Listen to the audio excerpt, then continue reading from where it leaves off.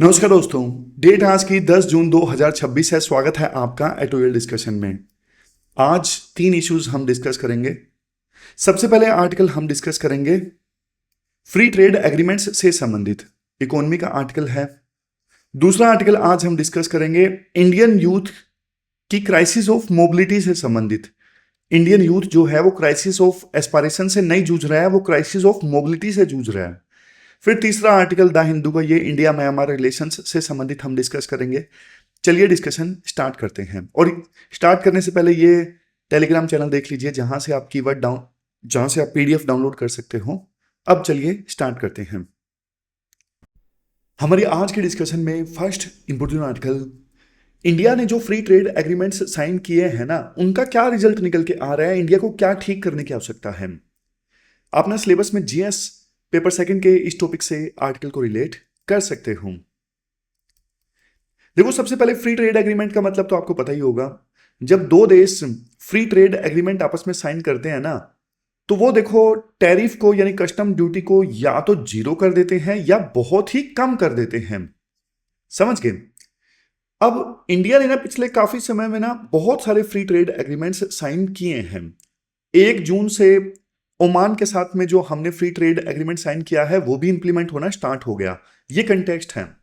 आज इंडिया के ना टोटल 15 फ्री ट्रेड एग्रीमेंट्स हैं। टोटल 15 फ्री ट्रेड एग्रीमेंट्स हैं जो कि देखो 27 कंट्रीज को कवर करते हैं। आप बोलोगे सर 15 फ्री ट्रेड एग्रीमेंट्स हैं और 27 कंट्रीज को कैसे कवर करते हैं? क्योंकि कई सारे फ्री ट्रेड एग्रीमेंट्स तो 4 देशों के साथ में है ना। जैसे EFTA है, वो यूरोप के 4 देश हैं। तो ऐसे फ्री ट्रेड एग्रीमेंट्स 15 हैं। टोटल देश कवर होते हैं 27। इसके अलावा 9 और फ्री ट्रेड एग्रीमेंट्स जल्द ही इंडिया साइन करने वाला है जो कि 42 कंट्रीज को कवर करेंगे। यानी आने वाले कुछ समय में 69 कंट्रीज के साथ में हमारा फ्री ट्रेड एग्रीमेंट साइन होगा। और ये 69 जो कंट्रीज है ना, इंडिया के टोटल एक्सपोर्ट का 75% कवर करेंगे। आप बोलोगे बढ़िया ही है सर, ये तो अच्छा है।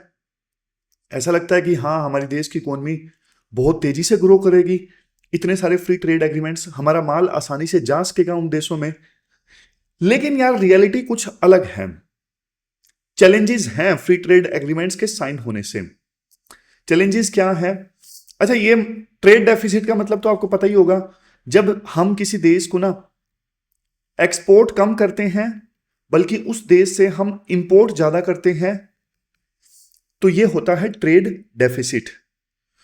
तो राइटर ये कहते हैं हमने बहुत सारे देशों के साथ में पास्ट में जो फ्री ट्रेड एग्रीमेंट साइन किया है ना, उससे हमारा ट्रेड डेफिसिट बहुत ज्यादा बढ़ गया है। यानी फायदे के बजाय नुकसान ज्यादा हुआ है। जैसे आसियान देख लीजिए। आसियान के साथ में हमारा जो ट्रेड डेफिसिट है ना, वो 381% बढ़ गया है। जब से हमने फ्री ट्रेड एग्रीमेंट्स इनके साथ में साइन किया है ना, इनके साथ में ट्रेड डेफिसिट 381% बढ़ गया है। जापान के साथ में ट्रेड डेफिसिट 318% बढ़ गया है। साउथ कोरिया के साथ में भी ट्रेड डेफिसिट 368% बढ़ गया है। और इवन देखो, नए जो फ्री ट्रेड एग्रीमेंट्स हमने साइन किए हैं पिछले 1-2 सालों में, 2-3 सालों में, वहां पे भी यही हाल है। जैसे EFTA कंट्रीज हैं, ये यूरोप वाले जो 4 देश हैं, आइसलैंड, स्विट्जरलैंड, और ये 4 देश नहीं है जिनके साथ में हमने ट्रेड एग्रीमेंट साइन किया था। अब इनके साथ में भी हमारा जो ट्रेड डेफिसिट है काफी बढ़ गया। हमने इन देशों को ना एक्सपोर्ट किया सिर्फ $48.6 बिलियन का, इंपोर्ट कर लिया $100 बिलियन का। यानी डेफिसिट सीधा सीधा $50 बिलियन है। देखो, सिर्फ साउथ एशियन कंट्रीज के साथ में एक्सेप्शन है, वहां पे हमारा ट्रेड सरप्लस है। वहां पे हमारा जो सरप्लस है वो बढ़ गया है $6.7 बिलियन से बढ़ के $20 बिलियन हो गया। समझ गए। तो ये डेटा जो है ये दिखाता है कि फ्री ट्रेड एग्रीमेंट का ज्यादा फायदा देखो दूसरी कंट्रीज उठा रही हैं, हम नहीं उठा रहे हैं। हम उनके लिए बड़ा बाजार बन के उभरे हैं, लेकिन हम उनके बाजार का फायदा नहीं उठा पा रहे हैं। ये पहला चैलेंज है। ट्रेड डेफिसिट बढ़ता जा रहा है। अब बात करते हैं दूसरे चैलेंज की। दूसरा चैलेंज क्या है? अब देखो, आप ये सोचोगे अगर देखो फ्री ट्रेड एग्रीमेंट है तो हमारे जो एक्सपोर्टर हैं वो माल क्यों नहीं भेज रहे हैं? हमें तो छूट है ना, भेजे ना। इसका जवाब है टैरिफ एसिमेट्री। आसान भाषा में समझिए, टैरिफ एसिमेट्री मतलब टैक्स में असमानता। एक वर्ड है, इसका मतलब आपको पता होना चाहिए, MFN, मोस्ट फेवर्ड नेशन। इसका मतलब क्या है? देखो, WTO का रूल ये कहता है कि सभी मेंबर कंट्रीज को ना आप बराबर समझो। अगर सिंगापुर का मोस्ट फेवर्ड नेशन टैरिफ 0% है, तो इसका मतलब वो फिर किसी से भी टैक्स नहीं लेता। समझ रहे हो? अगर सिंगापुर का MFN टैरिफ 0% है, तो WTO का जो रूल है कि आप सबको बराबर समझो, तो फिर वो बाकी WTO के मेंबर कंट्रीज से भी कोई टैक्स नहीं लेगा। बाकी के जो मेंबर कंट्रीज हैं उनसे भी फिर वो 0% टैक्स लेगा। अब इंडिया का जो एवरेज MFN टैरिफ है वो कितना है? वो है 12.6%। जब देखो हमारा फ्री ट्रेड, ध्यान से समझिएगा, कंसेप्ट इंपॉर्टेंट है। देखो, इंडिया का जो MFN टैरिफ ऑलरेडी काफी ज्यादा हाई है, 12.6%। तो इंडिया किसी के साथ में फ्री ट्रेड एग्रीमेंट साइन करता है ना भाई, इंडिया तो टैक्स ज्यादा कम कर देता है, क्योंकि इंडिया का एवरेज मोस्ट फेवर्ड नेशन वाला टैरिफ 12.6% है। मान लो हमने ऑस्ट्रेलिया के साथ में अब फ्री ट्रेड एग्रीमेंट साइन कर लिया, तो हमने तो टैरिफ 12.6% एवरेज से घटा के उनके लिए 0% कर दिया या फिर 4% कर दिया। लेकिन ऑस्ट्रेलिया का जो MFN टैरिफ था वो ऑलरेडी 4% था। अब उसने इंडिया के साथ में फ्री ट्रेड एग्रीमेंट साइन कर लिया, तो उसका तो देखो 4% से 0% हो जाएगा, लेकिन इंडिया ने तो 12.6% से 0% किया ना। तो इंडिया को ज्यादा नुकसान हुआ, ऑस्ट्रेलिया को कम नुकसान हुआ। पॉइंट आप समझ गए ना? पॉइंट ये है कि भाई इंडिया का जो MFN टैरिफ है, मोस्ट फेवर्ड नेशन टैरिफ है, वो ज्यादा है। तो इंडिया जब फ्री ट्रेड एग्रीमेंट साइन करता है, इंडिया 12.6% से 0 जाता है, जबकि ऑस्ट्रेलिया का फॉर एग्जांपल या सिंगापुर का मान लीजिए, उनका तो ऑलरेडी 0 है। तो उनका मान लो फ्री ट्रेड एग्रीमेंट हमने उनके साथ में साइन किया, तो उनको तो कोई नुकसान हुआ ही नहीं। उनका पहले भी MFN टैरिफ 0 था, फ्री ट्रेड एग्रीमेंट के बाद में भी 0 है, उनको क्या नुकसान हुआ? लेकिन नुकसान इंडिया को हुआ, क्योंकि इंडिया का पहले 12.6% था, अब हमारा 0 हो गया। समझे पॉइंट? अब देखो, एक और चीज है, एक टर्म होती है रूल्स ऑफ ओरिजिन, यानी ROO। इसका मतलब क्या है? इसका मतलब यह है, जब हम किसी के साथ में फ्री ट्रेड एग्रीमेंट साइन करते हैं ना, और उस देश को अपना माल भेजते हैं, तो ना हमें प्रूफ देना पड़ता है। रूल ऑफ ओरिजिन पॉइंट ये कहता है, हमें प्रूफ देना पड़ेगा कि भाई ये जो माल प्रोड्यूस हुआ है हमारे देश में ही प्रोड्यूस हुआ है। जैसे फॉर एग्जांपल इंडिया सिंगापुर का एग्रीमेंट साइन हुआ, फ्री ट्रेड एग्रीमेंट, तो फिर इंडिया सिंगापुर से माल भेजेगा ना, प्रूफ देना पड़ेगा कि जो माल भेजा है, फॉर एग्जांपल पेन ड्राइव भेजे हैं, वो पेन ड्राइव इंडिया में ही मैन्युफैक्चर हुए हैं। ये पॉइंट इसलिए होता है फ्री ट्रेड एग्रीमेंट्स में, कहीं ऐसा तो नहीं कि चाइना का जो सस्ता माल है उसको पहले इंडिया में लाया जाता है, उस पर स्टिकर लगाया जाता है, और वो स्टिकर लगा के फिर माल को सिंगापुर में भेज दिया गया है। सिंगापुर तो बोलेगा ना भाई, हमने फ्री ट्रेड एग्रीमेंट इंडिया के साथ में साइन किया है, चाइना के साथ साइन नहीं किया है। तो आपका माल तो हम 0% पे आने देंगे, चाइना का क्यों आने देंगे? चाइना के साथ में हमारा एग्रीमेंट है ही नहीं। तो आप प्रूफ दो कि ये माल आपके देश में ही प्रोड्यूस हुआ है। लेकिन देखो, हमारी MSMEs ये सोचती हैं कि यार 1-2% टैक्स बचाने के चक्कर में क्या ही रूल ऑफ ओरिजिन के हम प्रूफ एग्रीमेंट दें, छोड़ते हैं ना। लंबा पेपर वर्क करना पड़ता है रूल ऑफ ओरिजिन दिखाने के लिए, ये दिखाने के लिए कि माल इंडिया में ही प्रोड्यूस हुआ है। इसलिए देखो, हमारा ना पूरा जो एक्सपोर्ट है वो फ्री ट्रेड एग्रीमेंट का फायदा उठाता ही नहीं, क्योंकि बहुत सारे MSMEs को तो ये लगता है रूल ऑफ ओरिजिन कौन ही दिखाए, कौन ही पेपर दिखाए, छोड़ो भाई, 1-2% का फायदा छोड़ दो। तो हमारे बहुत बड़ी फर्म्स रूल ऑफ ओरिजिन के कारण फ्री ट्रेड एग्रीमेंट का फायदा उठाती ही नहीं है। एक फेमस इकोनॉमिस्ट है जगदीश भगवती, इन्होंने ना इस पेपर वर्क के जाल को ना स्पैगेटी बाउल कहा है। मतलब बहुत सारे रूल्स एक दूसरे में ना नूडल्स की तरह उलझ जाते हैं, जिसकी वजह से फिर फर्म्स उन रूल्स को अवॉइड करना स्टार्ट कर देती हैं और नुकसान झेल लेती हैं, लेकिन बोलती हैं अरे यार उसमें बहुत टाइम लग जाएगा, छोड़ो। अब चैलेंज नंबर 3 है इन्वर्टेड ड्यूटी स्ट्रक्चर। अब देखो यूपीएससी ने इस पर ना प्री में भी क्वेश्चन पूछे हैं। क्या होता है ये इन्वर्टेड ड्यूटी स्ट्रक्चर? जब देखो कच्चे माल को इंपोर्ट करने पर टैक्स ज्यादा हो, लेकिन ओवरऑल कंप्लीटेड प्रोडक्ट के इंपोर्ट करने पर टैक्स 0 हो, तो भाई लोग फिर हैं कंप्लीटेड जो रेडीमेड प्रोडक्ट है वही इंपोर्ट करेंगे। कच्चा माल जिसको इंपोर्ट करने पर ज्यादा टैक्स लगता है उसको क्यों यूज करके फिर फाइनल प्रोडक्ट इंडिया में मैन्युफैक्चर करेंगे? जाहिर तौर पे क्योंकि कच्चा माल महंगा मिल रहा है, उस पर टैरिफ है, फिर उस महंगे कच्चे माल को यूज करके फाइनल प्रोडक्ट प्रोड्यूस करेंगे, वो महंगा प्रोड्यूस होगा। इससे अच्छा तो बाहर से जो रेडीमेड प्रोडक्ट है वो सस्ता ही मिल रहा है 0 टैरिफ पे। तो ये होता है इन्वर्टेड ड्यूटी स्ट्रक्चर। जैसे एग्जाम्पल भी दिया जाता है, जैसे मान लो स्टील या एल्यूमिनियम कच्चा माल है, इसको इंपोर्ट करने पे टैरिफ है 10%, लेकिन स्टील या एल्यूमिनियम की कोई मशीनरी है उसको इंपोर्ट करने पे 0% टैरिफ है। तो भाई फिर उस स्टील और एल्यूमिनियम की सहायता से मशीन कौन ही इंडिया में प्रोड्यूस करेगा? क्योंकि ऑलरेडी 0% टैरिफ पे वो बाहर से इंपोर्ट कर पा रहे हैं, जबकि इंडिया में कच्चे माल की सहायता से प्रोड्यूस करेंगे तो वो महंगी प्रोड्यूस होगी। ये वाली चीज है। तो आज ना हमारे देश में ये इन्वर्टेड ड्यूटी स्ट्रक्चर बहुत सारी चीजों में देखने को मिलता है, केमिकल्स, प्लास्टिक, रबर, टेक्सटाइल। तो इससे ना हमारी डोमेस्टिक इंडस्ट्री बर्बाद हो रही है, ये दिक्कत है। अब आगे चलते हैं। फिर चैलेंज चौथा है make in ASEAN sell in India. ये बहुत बड़ा इशू है। ये इशू क्या है? जब देखो इन्वर्टेड ड्यूटी स्ट्रक्चर इंडिया में हाई है ना, यानी कच्चा माल हम महंगा इंपोर्ट कर पाते हैं, तो फिर कंपनीज अपना दिमाग लगाती हैं।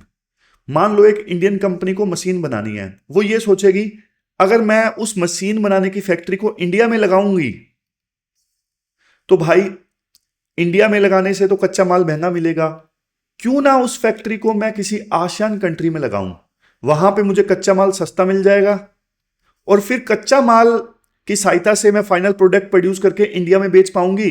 क्यों? क्योंकि आसियान और इंडिया के बीच में तो फ्री ट्रेड एग्रीमेंट है, तो फर्क ही नहीं पड़ता कि मैं फैक्ट्री इंडिया में लगा रही हूं या किसी आसियान कंट्रीज में लगा रही हूं, फर्क नहीं पड़ता क्योंकि दोनों के देश में बीच में फ्री ट्रेड एग्रीमेंट है। लेकिन इंडिया में कच्चा माल महंगा इंपोर्ट हो रहा है, इस वजह से मैन्युफैक्चर मैं इंडिया में नहीं करूंगी।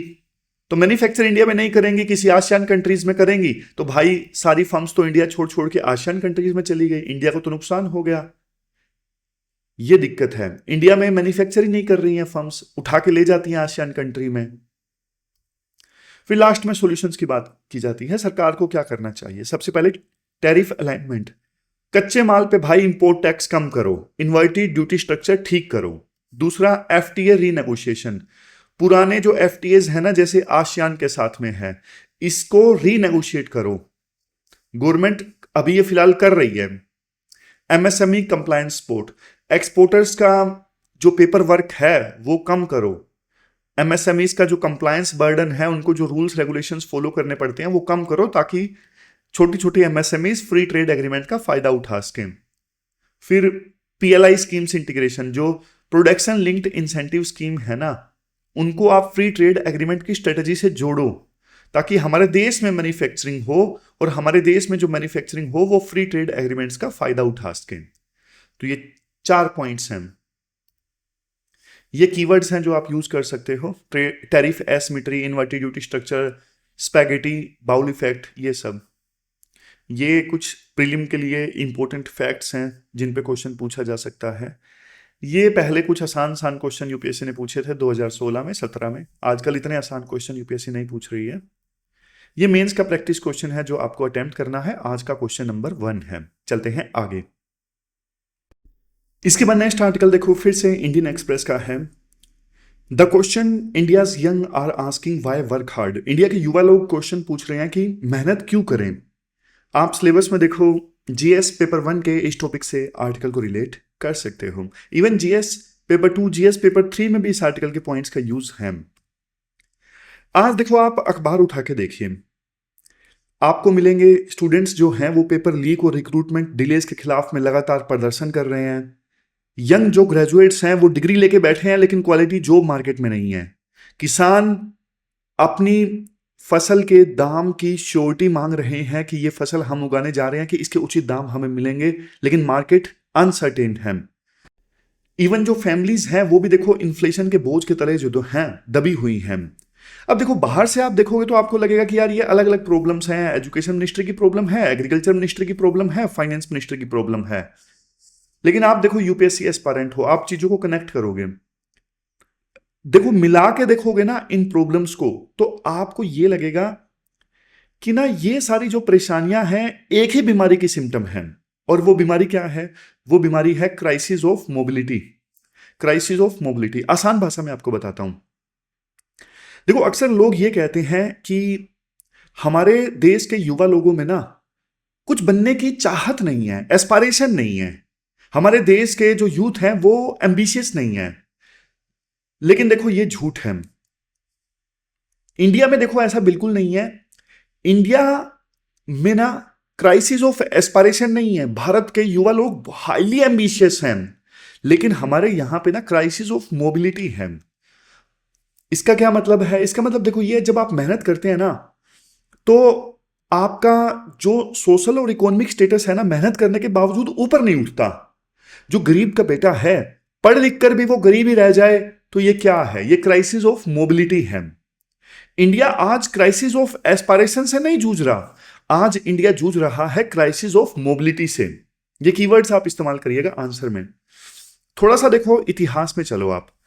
1991 में हमारे देश में एलपीजी रिफॉर्म आते हैं, लिबरलाइजेशन, प्राइवेटाइजेशन, ग्लोबलाइजेशन। अब देखो पिछले 30 सालों में ना इंडिया की ग्रोथ ना एक बहुत ही सिंपल और लेकिन बहुत ही पावरफुल वादे पर टिकी है। वो वादा क्या है? वो वादा ये है कि अगर तुम मेहनत कर लेते हो, अगर तुम नई स्किल्स सीख लेते हो, अगर तुम ईमानदारी से रूल्स को फॉलो करते हो, तो तुम्हारी जो जिंदगी है ना तुम्हारे माँ बाप से अच्छी होगी। ये जो वादा है ये देश के पॉलिटिशियंस के द्वारा बेचा जा रहा है देश के युवा लोगों को पिछले 30 सालों से। लेकिन इस वादे ने ना पूरे देश का स्ट्रक्चर बदल दिया। इस वादे के चलते बहुत सारे रूरल इंडिया के जो लोग हैं वो शहरों में गए। माँ बाप ने अपनी जमीनें बेच दी ताकि बच्चों की एजुकेशन में इन्वेस्ट किया जा सके, बच्चे हमसे बेहतर हों। माँ बाप ने पूरी कोशिश की कि बच्चों को डिजिटल लर्निंग सिखाया जा सके। और इवन जो कोचिंग सेंटर्स हैं उन्होंने भी इसी वादे का फायदा उठाया। कोचिंग सेंटर्स क्या करते हैं? बड़े बड़े वादे करते हैं। माँ बाप उस वादे के कारण अपने पैसे बच्चों की फीस में इन्वेस्ट करते हैं ताकि उनकी जिंदगी बेहतर होगी। लेकिन भाई जब जॉब्स ही नहीं है तो फिर सबका सिलेक्शन हो नहीं सकता है।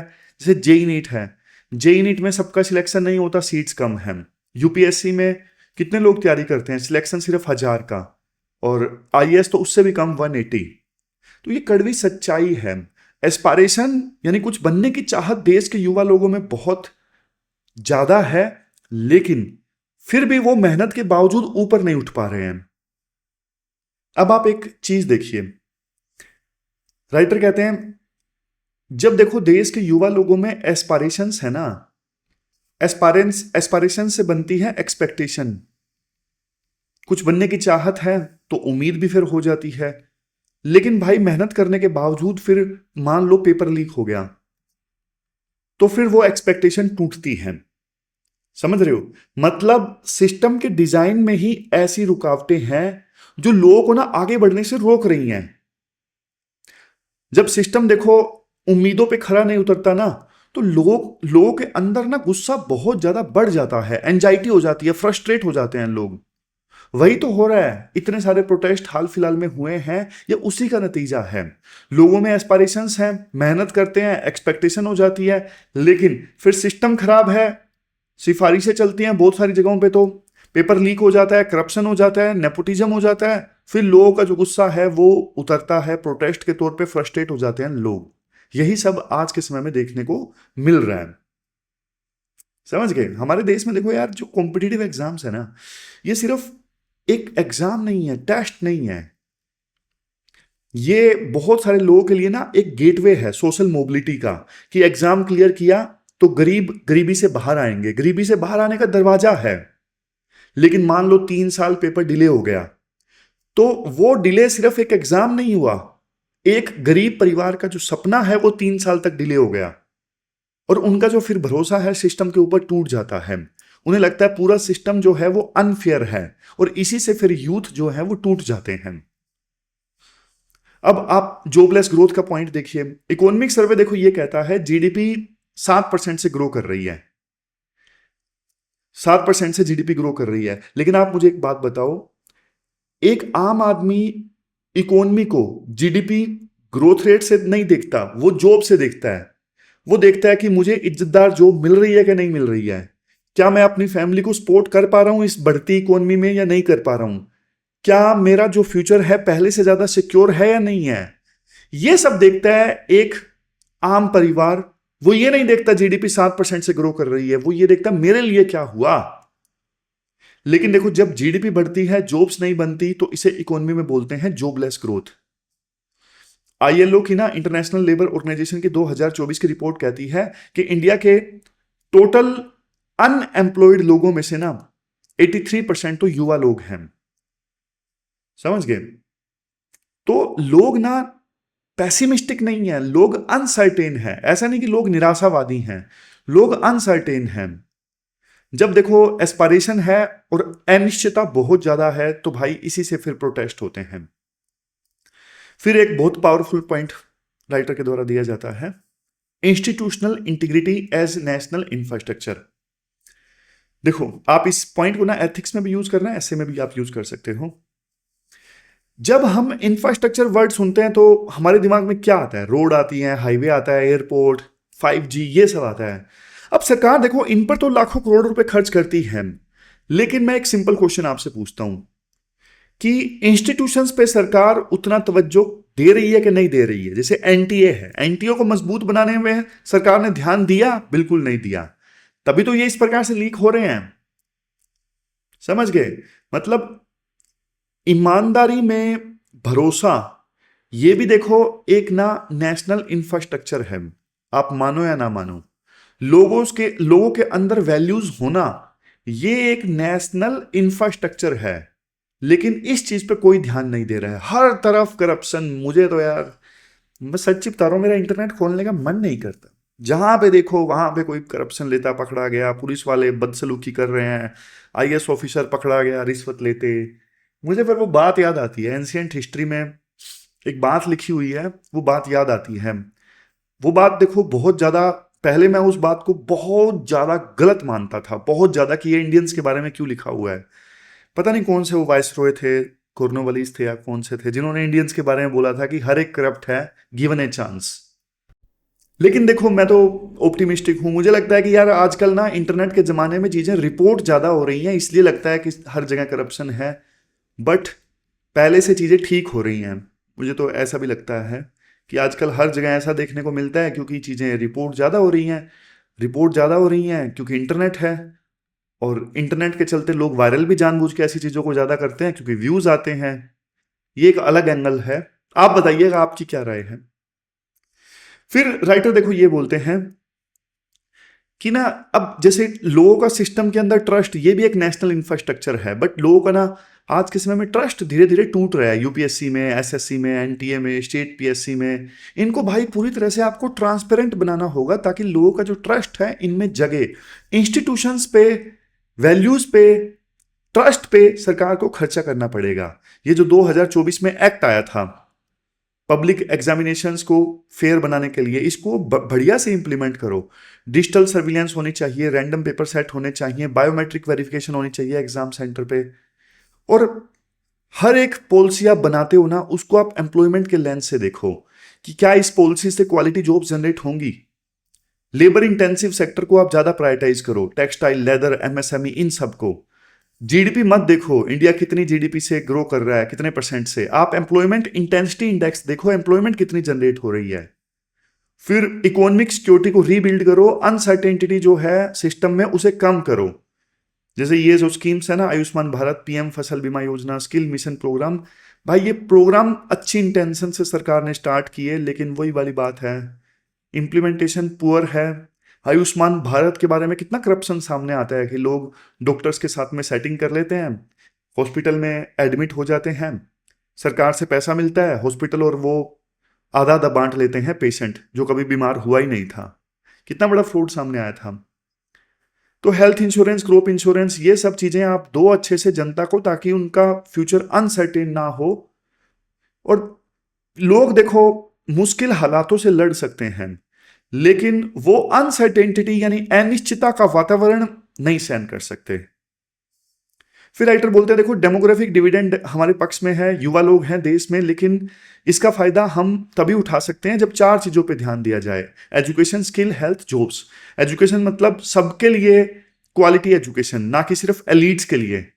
दूसरा, वोकेशनल एंड टेक्निकल स्किल्स, ऐसी स्किल्स जिनकी मार्केट में आवश्यकता है, जिनकी इंडस्ट्री में आवश्यकता है। तीसरी, हेल्थ, लोग हेल्थी होंगे तभी वर्कफोर्स में शामिल होंगे, तभी देश की इकोनॉमी में कंट्रीब्यूट करेंगे। और क्वालिटी जॉब मिलनी चाहिए लोगों की एस्पायरेशन से मिलती जुलती, जो लोगों के कुछ बनने की चाहत है वैसी जॉब्स जो हैं वो जनरेट होनी चाहिए। चार चीजों पे ध्यान दोगे तभी देखो डेमोग्राफिक डिविडेंड का फायदा उठा पाओगे। अदरवाइज इन चार चीजों पे ध्यान नहीं दोगे तो लोग अनएम्प्लॉयड होंगे, लोग नाराज होंगे, युवा लोगों में उम्मीद नहीं होगी, इससे फिर सोशल अनरेस्ट पैदा होगा, लोग देश छोड़ के जाएंगे, और ये जो डेमोग्राफिक डिविडेंड है डिजास्टर बन जाएगा। और पूरा जो 10 साल 20 साल है ये लोस्ट डेकेड्स हो जाएंगे कि इंडिया ने पूरे 10-20 साल ही खो दिए, कुछ नहीं मिला। तो ऐसा हमें होने नहीं देना है। ये कीवर्ड्स आप यूज कर सकते हो, आर्टिकल में जो डिस्कस किए अच्छे कीवर्ड्स हैं। ये क्वेश्चन यूपीएससी ने पूछा था डेमोग्राफिक डिविडेंड से संबंधित 2017 में, ये 2019 में ऐसे पूछा था यूपीएससी ने। ये प्रैक्टिस क्वेश्चन आपको अटेम्प्ट करना है आज। क्वेश्चन नंबर 2 है। चलते हैं आगे। इसके बाद नेक्स्ट आर्टिकल देखो, इंडिया म्यांमार रिलेशंस से संबंधित है। आप ना सिलेबस में जीएस पेपर 2 के इस टॉपिक से आर्टिकल को रिलेट कर सकते हो। ये सारे एस्पेक्ट्स इस आर्टिकल में हम डिस्कस करेंगे। कंटेक्स्ट देखो ये है, 30 मई को ना म्यांमार के जो राष्ट्रपति हैं अभी हलैंग, वो भारत की यात्रा पर आए, और प्रेसिडेंट, एज ए प्रेसिडेंट उनकी ये पहली भारत यात्रा थी। और देखो खास बात, वो डायरेक्टली ना नई दिल्ली नहीं गए, वो गए बोध गया, यानी उन्होंने ना बिहार को चुना। अब इस चीज को देखो डिप्लोमेसी की लैंग्वेज में ना कल्चरल डिप्लोमेसी बोलते हैं। कल्चरल डिप्लोमेसी, क्योंकि देखो वहां पे भी बुद्धिस्ट बहुत ज्यादा है और इंडिया तो बुद्धिज्म का ओरिजिन है एक प्रकार से। तो देखो ये एक बहुत पावरफुल मैसेज था कि हमारी जो सिविलाइजेशन है वो शेयर्ड है, हम दोनों सिविलाइजेशन को शेयर कर रहे हैं। फिर बोध गया के बाद में वो दिल्ली आए, वहां पे उन्होंने प्रधानमंत्री मोदी और राष्ट्रपति मुर्मू से बात की। अब देखो एक बड़ा क्वेश्चन दिमाग में ये आता है कि वो एकदम से भारत की यात्रा पर क्यों आए। देखो फरवरी 2021 में ना म्यांमार में मिलिट्री कू हुआ था, वहां पे मिलिट्री ने सत्ता पे कब्जा कर लिया था।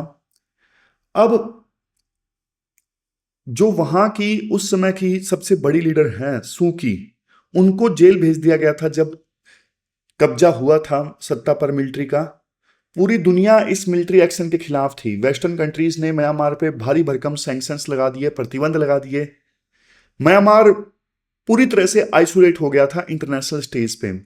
लेकिन इंडिया का स्टैंड बिल्कुल अलग था। हमारे जो विदेश सेक्रेटरी थे विक्रम मिस्री, उन्होंने एक बात उस समय क्लियर की थी। उन्होंने ये बोला था कि हम म्यांमार के इंटरनल पॉलिटिक्स पे भाई कमेंट नहीं करेंगे। तो अब इससे एक चीज ये पता लगता है कि इंडिया ना कोई भी सत्ता में हो उसके साथ में ना कंस्ट्रक्टिव एंगेजमेंट चाहता है, और इसे ही बोलते हैं रियल पॉलिटिक, रियलिज्म बोलते हैं। कि ऐसा नहीं कि हम भावनाओं में बह के ये बोलेंगे कि वहां पे डेमोक्रेसी नहीं है तो हम वहां की अभी जो इसके पास में पावर है उसके साथ में एंगेज नहीं करेंगे। नहीं, इंडिया कहता है कि भाई मोरालिटी और आइडियलिज्म फिलहाल जाए भाड़ में, नेशनल इंटरेस्ट ये कहता है म्यांमार हमारे लिए जरूरी है, तो जिसके पास में भी सत्ता है वो उसके साथ में हम एंगेज करेंगे, हम भावनाओं में नहीं बहेंगे। सिंपल सी बात है, किसी भी देश का, Nations do not have permanent friends, they only have permanent interest. तो आंसर राइटिंग में ये कोट आप इस्तेमाल कर सकते हो। लेकिन क्वेश्चन ये उठता है कि हम म्यांमार से रिलेशन क्यों रखना चाहते हैं, म्यांमार हमारे लिए क्यों इंपॉर्टेंट है।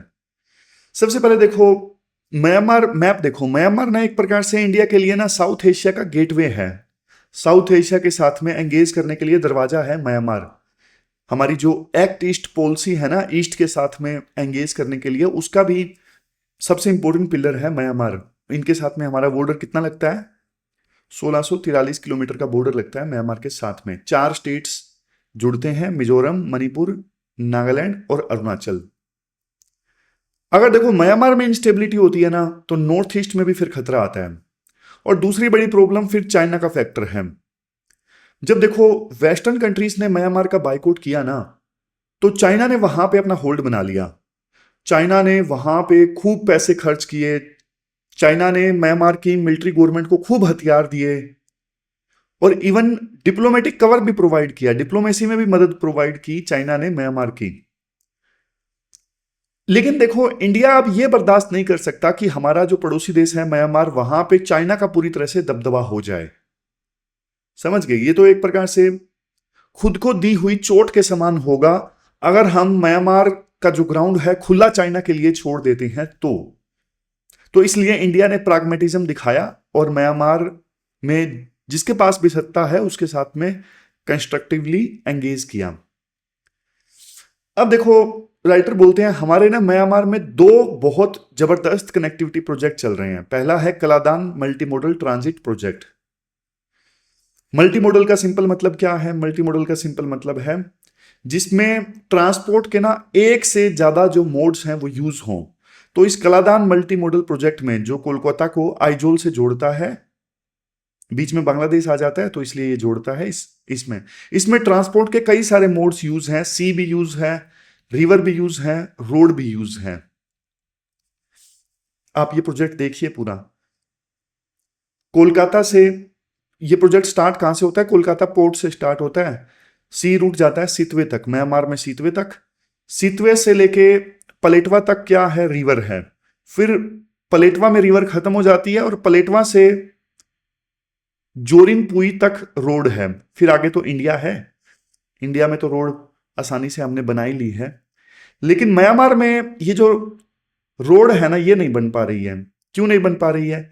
क्योंकि वहां पे अनरेस्ट है, सिविल वार चल रहा है, लैंड एक्विजिशन संबंधित काफी इश्यूज हैं, जिस वजह से, और ये टेरेन भी काफी हिली है, पहाड़ी एरिया है, बार बार बाढ़ आती है, आर्म्ड रिबेलियन चल रही है, सिविल वार है, जिसकी वजह से ये जो रोड बनाने वाला काम था ना, ये वाला पलेटवा से लेके जोरिनपुई मिजोरम तक, ये 109 किलोमीटर की रोड नहीं बन पा रही है, जिस वजह से ये प्रोजेक्ट पूरा नहीं बन पा रहा है कोलकाता से लेके आइजोल तक का।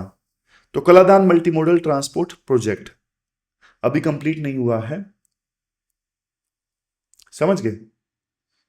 गवर्नमेंट ने अब 2027 का टारगेट रखा है कि 2027 तक एनी हाउ हम इसे कंप्लीट कर लेंगे। फिर दूसरा प्रोजेक्ट है आईएमटी ट्राइलेटरल हाईवे। इसमें आईएमटी मतलब 3 देश हैं, इंडिया, म्यांमार, थाईलैंड।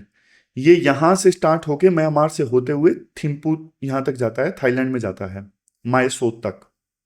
माएसोत फ्यूचर में इसे वियतनाम से भी जोड़ा जाएगा, थाईलैंड से आगे। 1360 किलोमीटर का लंबा एम्बिशियस हाईवे है। इसे आसियान इंडिया इकोनॉमिक कॉरिडोर भी कहते हैं। ये तो देखो ओरिजिनली सोचा गया था 2019 में बन जाएगा। ये भी अभी इनकम्प्लीट है क्योंकि म्यांमार में इंटरनल आर्म्ड कन्फ्लिक्ट चल रहा है, इस वजह से ये हाईवे भी अभी कंप्लीट नहीं हुआ है। वहां पे ना मल्टीपल आर्म्ड ग्रुप्स हैं जिन्होंने कई प्रोजेक्ट एरियाज को कैप्चर करके रखा है, तो रोड बनाना काफी डिफिकल्ट हो रहा है। तो वहां के राष्ट्रपति हलैंग जो अभी भारत की यात्रा पर आए, वो बोल तो रहे हैं कि इन दोनों प्रोजेक्ट्स को हम जल्दी कंप्लीट कर लेंगे, लेकिन भाई ग्राउंड रियलिटी उनके की बस की बात नहीं है। किसी दूसरे आर्म्ड ग्रुप का कब्जा है तो फिर वो भी नहीं कर पाएंगे ना। और ये जो विजिट हुई इसकी इंपॉर्टेंट आउटकम्स देख लीजिए। बायलैटरल ट्रेड 2025-26 में $1.95 बिलियन का है और दोनों देश अब रूपी में और उनकी जो करेंसी है क्यात, उसमें ट्रेड करेंगे। और इससे देखो डॉलर के ऊपर जो डिपेंडेंस है वो कम होगी, क्योंकि यूएस ने तो सैंक्शंस लगा रखे हैं ना, प्रतिबंध लगा रखे हैं म्यांमार के ऊपर। तो म्यांमार डॉलर में तो ट्रेड कर नहीं सकता, लेकिन हम कह रहे हैं रूपी में कर लेंगे, आपकी करेंसी क्यात में कर लेंगे। इसके अलावा क्रिटिकल मिनरल्स और रेयर अर्थ पे भी डील्स हुई हैं। सिक्योरिटी फ्रंट पे एक बड़ा वादा हुआ है इस विजिट के दौरान कि म्यांमार अपनी जमीन को एंटी इंडिया एक्टिविटीज के लिए नहीं यूज होने देगा। फिर साइबर क्राइम एक नया हेडेक बन गया। म्यांमार में स्कैम सेंटर्स इस्टेब्लिश होते हैं और इंडिया में वो साइबर स्कैम करते हैं। हमने पिछले 18 महीनों में 2400 इंडियंस को वहां से बचाया है। Education diplomacy, Mekong Ganga scholarship दी जाएगी म्यांमार के यूथ को, पहले 36 दी गई, अब 100 दी जाएंगी। ये विजिट क्या कहती है, अगर ब्रॉडर पिक्चर देखते हैं ना, कंक्लूजन क्या निकलता है? इंडिया ने देखो म्यांमार की जो ग्राउंड रियलिटी है ना उसको एक्सेप्ट कर लिया है कि भाई पावर जिसके पास है उसके साथ हम बातचीत करेंगे आगे बढ़कर। लेकिन देखो ये एक प्रकार से म्यांमार में जो अभी डिक्टेटरशिप है उसका समर्थन नहीं है, उसका समर्थन नहीं है। ऐसा भी नहीं है कि मिलिट्री ने सत्ता पे कब्जा कर लिया है, हम उसे इंडोर्स कर रहे हैं, नहीं। देखो ये हमारे देश की मजबूरी है कि हम म्यांमार को चाइना के लिए नहीं छोड़ सकते हैं। और इवन म्यांमार भी अपने सारे के सारे अंडे चाइना की टोकरी में नहीं डालना चाहता, वो इंडिया के साथ में भी एंगेज करना चाहता है, वो भी चाइना का विकल्प चाहता है। तो इसलिए आप कह सकते हो कि म्यांमार के साथ में हमारी जो पॉलिसी है वो प्राग्मेटिज्म वाली है, व्यवहारिक है, आइडियलिज्म के अंधेरे में हम नहीं जी रहे हैं। तो ये पूरा आर्टिकल हमने डिस्कस किया। ये कीवर्ड्स आप यूज कर सकते हो आंसर्स में, रियल पॉलिटिक, कल्चरल डिप्लोमेसी। ये 2026 में क्वेश्चन पूछा था यूपीएससी ने, और ये पोटेंशियल क्वेश्चन पूछा जा सकता है प्री का। ये 2016 में क्वेश्चन पूछा था लुक ईस्ट का। ये तीसरा प्रैक्टिस क्वेश्चन मेंस का आपको अटेम्प्ट करना है। ये थी हमारी आज की डिस्कशन। कल मिलते हैं फिर से एक नई डिस्कशन के साथ। तब तक आप अपना ध्यान रखिए, अच्छे से पढ़िए। Thank you very much for discussion.